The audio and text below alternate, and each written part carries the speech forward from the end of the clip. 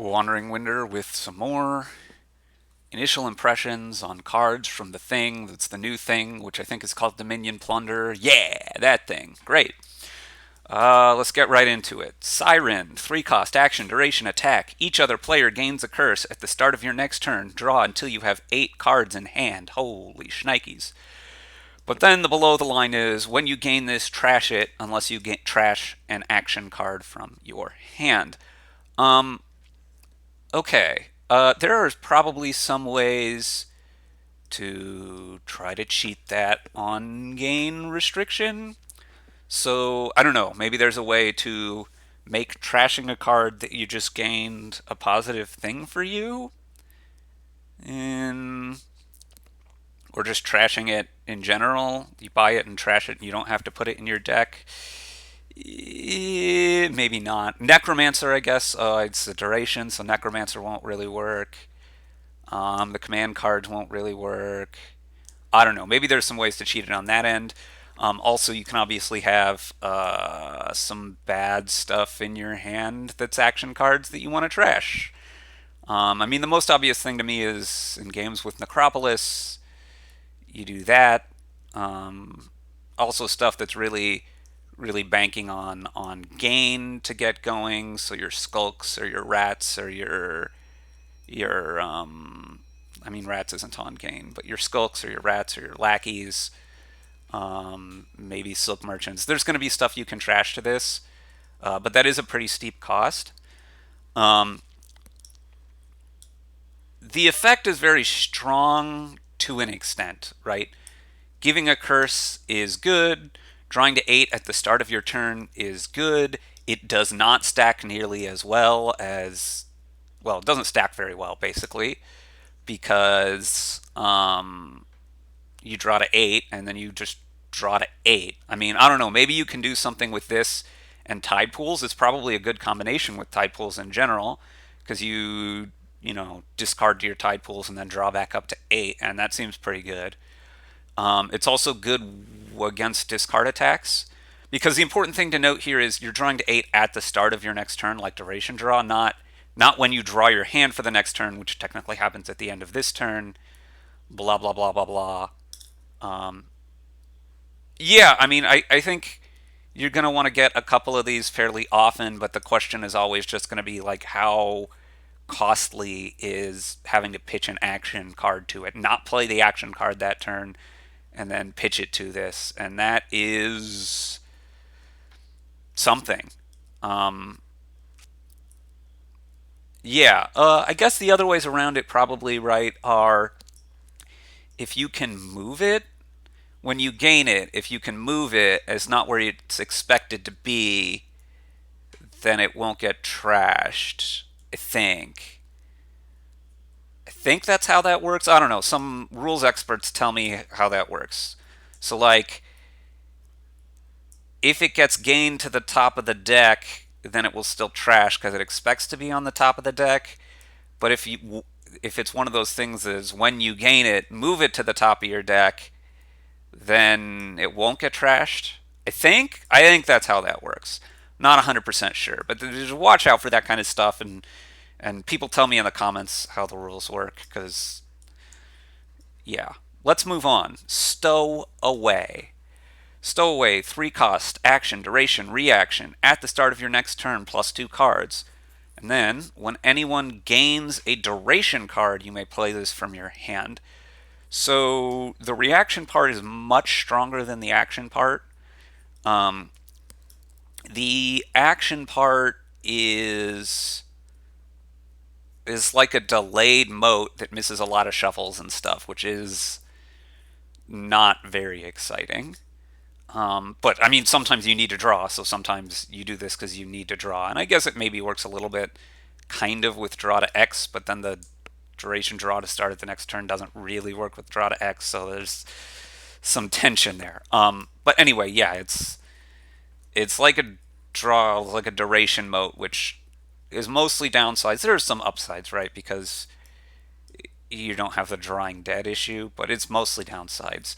But then there's this reaction part, and if you can get the reaction off, then it's more like a lab because you didn't have to play it as an action. And you get it at the start of your turn. Start of turn draw has benefits. So, yeah, I mean, the question is just like how well can you get this reaction off? And if it's just these things, I'm going to guess probably not very much. If there's other durations that are going to be getting gained, then, this is going to get better, but I suspect that it's not going to be all that good all that often. But like so many cards, context matters, and context matters, I think, even more for this because the reaction, right? Like if you have to be gaining durations, then and you can have this in the start of your hand often enough, then it's really good. But otherwise, less so. Also, like if this is the only stack of these, at some point you're not going to be able to react so much because the pile will run out. Like if this is the only stack of drawing, you need to go for it. So you do need to budget for that in mind. Now, obviously, you can react it to your own duration gains, so that can kind of make it non-terminal in general, and that's really the thing to watch out for with this card. Probably is like you just keep gaining these. Eventually, though, the pile runs out and you're hit with sadness. So sometimes that maybe works if it can bridge you into something strong enough. But yeah, we'll see. Let's move on. Swamp Shacks. 4 cost action. It's +2 actions and then +1 card per 3 cards you have in play round down. So if we ignore the fact that durations will be in play for a bit, and I guess there's some other ways to get other cards in play beyond durations, but it's mostly durations, then this is not very good, I don't think. I mean, it's a village. Sometimes you need villages. And if you're really chaining through playing a ton of actions, then it starts to get to where it can be where it's drawing like multiple cards. But I think it's very easy to dream of that when the reality is like the first few, you want to play your villages early in the turn typically, and drawing 0 is so bad for this, and then it's going to draw 1 a lot, and like it's surprisingly difficult to get like 6 cards in play, and then still have a lot of actions that you want to play and cards you want to draw afterwards. I don't think that happens very often. But durations help you get around this. There's some other things I'll get to in a second. Durations are the main thing that helps get around this. If you're going to have 2-3 durations in turn every play, suddenly in turn every play, in play every turn. That's really great order words. Speaking of Wandering Winter, thanks, smart. Yes. It's really hard. If you can have 2 or 3 durations in play at the start of your turn, then suddenly. So this counts itself. So if you just have 2 durations, this is already a village. So if you're going to be able to have that consistently, then this is going to be a village, and then later copies can be, Lost City or whatever, and then it starts to be very good. So it gets a lot better with durations. Then there's other cards to think about with this card, which would be like something like Storyteller puts multiple cards in play, right? There's cards that play treasures or whatever, play cards from your deck, play other cards, and that can get extra cards in play faster. So yeah, that is something to watch out for. But I think like without support, this card is fairly poor, and it's just going to be a matter of how often is it supported, which doesn't matter in a particular game, but like how supported is it in a particular game. If there are durations or Storyteller or something that helps you get it to where it's drawing at least a card and then drawing 2 cards and whatever more quickly, then it can be strong. But I think in a lot of cases it's going to be like you're going to dream of this is drawing me 3 cards and giving me +2 actions, whereas that's not going to happen in an effective manner very often, especially very early in your turn where you really want to be drawing those cards. Lastly, in terms of cards for the day, we've got Buried Treasure, or buried treasure. Let me know what your preferred pronunciation is so I can ignore it in the comments. No, it's not so I can ignore it, but I just probably won't think about it. I'm going to say buried most of the time because that's how I pronounce the word. But I am actually genuinely interested in how people pronounce that word because there are people who play buried. I think of that as a bit more of a Canadian thing, but I'm not really sure if that's accurate. Let me know about your hot pronunciation takes in the comments. Let's talk about the actual card, Buried Treasure, 5 cost treasure duration at the start of your next turn, plus a buy and plus 3 money, and then when you gain this, play it. So, doing nothing for you right now is pretty bad, and just the duration nature of, every other turn it's plus 3 money and plus a buy, I think is pretty bad in general. Um, you think about Gatekeeper. Instead of the attack, this gives you a buy. The buy is maybe more useful than that attack. Maybe not, though. Or compare it to what's that 6 cost Knight card that gives you 3 money next turn and makes your opponent, if they have 4 or more cards in hand, discard a card that's a copy of the card in your. I have not been thinking Dominion for a while. I know that that card exists. I know that it's really bad. I can't think of the name of it. You're going to probably have all been screaming it in the comments section, and maybe I'll think of it before the video ends and you'll all be sad. But I can't think of it right now, so let's just move on to talking about this card. So, yeah, that's a thing. But both of those cards are like quite poor, and I don't know that the buy is actually stronger than the attacks. Although sometimes it's the only plus buy on card on board, so it probably is overall stronger than those cards, maybe even without the when you gain it. But the when you gain it has got to be a big part of this card's strength. So you immediately it's like Reap in a way. You immediately get the money next turn, and it's much cheaper than Reap. So, how good is that? Well, I think the issue is not like if you're drawing your deck, that's just still not that exciting. Um, yeah, it just isn't.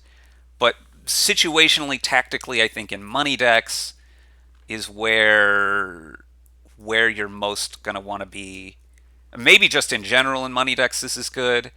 I suspect that it's going to be more situational, like as an end game thing, something that you want to pull up. The overall, the card doesn't seem that strong to me, but again, it's plus buy if you need plus buy. Let's move on to the other page of stuff for today, which are traits.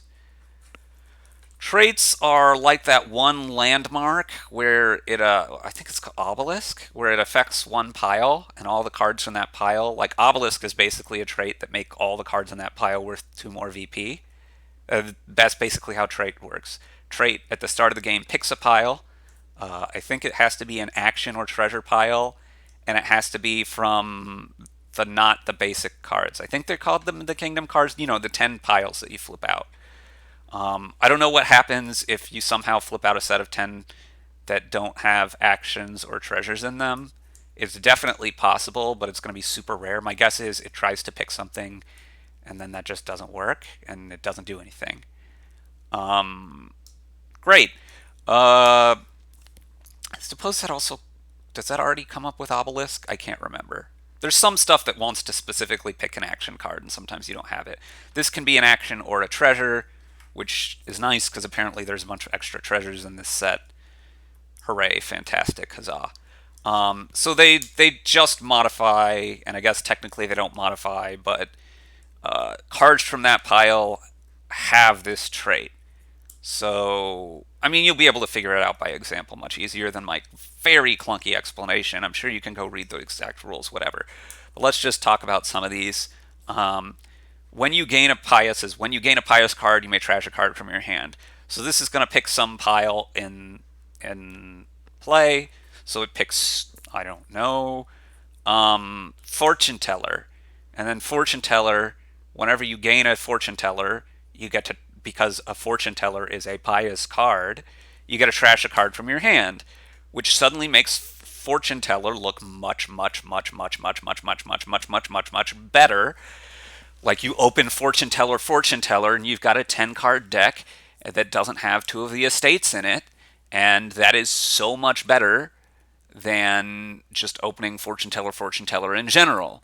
And Fortune Teller is a really bad card, but just having this trait of trashing a card on gain is so incredibly strong when you get to trash a junk card.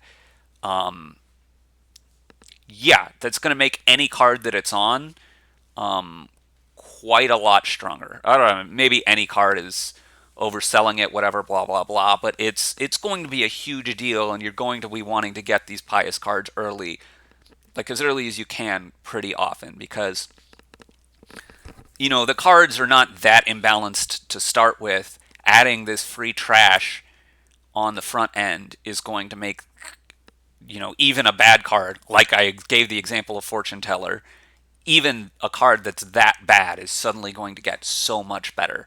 In the Fortune Teller example, then there's going to be very swingy whether your Fortune Tellers collide or not, and that's going to be sad sea urchin business, but whatever.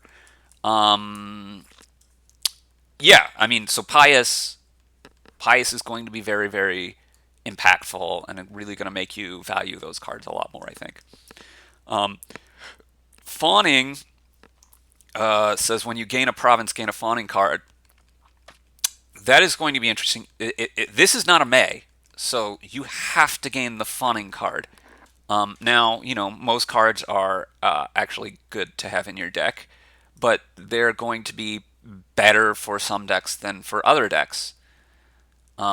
So you may want to play towards a deck which can take better advantage of or gets hurt less, whatever, by having to gain the Fawning cards when you gain the provinces. I suspect this is also going to help, money strategies that build less, because when you haggle a lab every time you get a province, that makes provincing early look a lot better. Now, obviously, it's going to depend somewhat on what pile Fawning chooses, but assuming that it's, well, pretty much anything is going to probably help you deal with those extra green of having provinces in your deck early. And so, in general, I think this is going to encourage you to province more. I don't know. Maybe there's some horrible cards that you really don't want. Whatever. Maybe, I guess. I don't know. If it chooses like Masterpiece or something, then yeah, that's going to be a thing that's actually bad. But those kinds of cards are few and far between. Most cards will help you, and in particular, if you're playing a money deck, they're more likely to help you. Whereas if you're building, they're more likely to throw you off. Now, obviously, you can plan for it ahead of time, etc. But I do think this trade is going to often suggest money strategies to you, but not always, right? Just sometimes getting the free, I don't know, King's Court with your province is going to make you want to build, or maybe King's Court's not a great example, but getting the free thing that rewards you for building, I don't know, a collection or something. I mean, the thing is with that, like, you probably just want the collection, not the province anyway, but yeah, that's a thing to notice. It's generally going to encourage provincing, I think, but there will be some occasional exceptions that'll be weird. Let's move on to Shy. I do think Fawning will be probably somewhat less impactful than the other two. Yeah, it's going to encourage you to green earlier, but in a lot of cases, the encouragement is not going to be that strong. It's like a middling, mediocre pile, or you're going to be over terminal from it, or whatever. Then it will be a bump towards greening sooner, towards building less, but maybe not a huge bump. I mean, I think it will be pretty impactful still, but the other ones seem kind of more impactful to me, especially Pious. Let's move on to Shy. Shy says at the start of your turn, you may discard one Shy card for +2 cards. You think of this a lot like crop rotation. Yeah, you're kind of turning your card into a lab instead of the card. It's not going to be very impactful if the card is typically better than what lab is. It's also not exactly turning it into a lab because if you shuffle, you can then redraw that card and then still play it. So keep that in mind. But yeah, so that would be a lab plus its normal effect, which is like even nicer. But yeah, I think this is going to be pretty impactful. You're going to want the trait card significantly more often than you would otherwise, except to some extent, in as much as the trait card was super strong to start with, and you're not likely to draw back to it. Maybe if it's a card that you really want to play the first thing in a turn, yeah. But you're going to want more of the shy cards because getting a little bit extra draw is pretty nice, and even just that little bit, as you've seen from crop rotation, can be a very, very big deal. So I think all of these are going to be quite impactful. I talk about in terms of impactful for these things because it's not, it affects the particular pile, but the trait itself is not quote unquote strong in how I understand that word. But, whether they make you want that card more or less, there may be some of the other ones that we haven't seen yet that would be make you want the thing less. That would be like negative things. I don't know, but I expect that that could easily be design space that's explored. Yeah, I think that's about it for today. Thanks for watching, everybody. As always, let me know comments, questions, etc., etc., etc. Blah blah blah blah blah. And once again, thank you.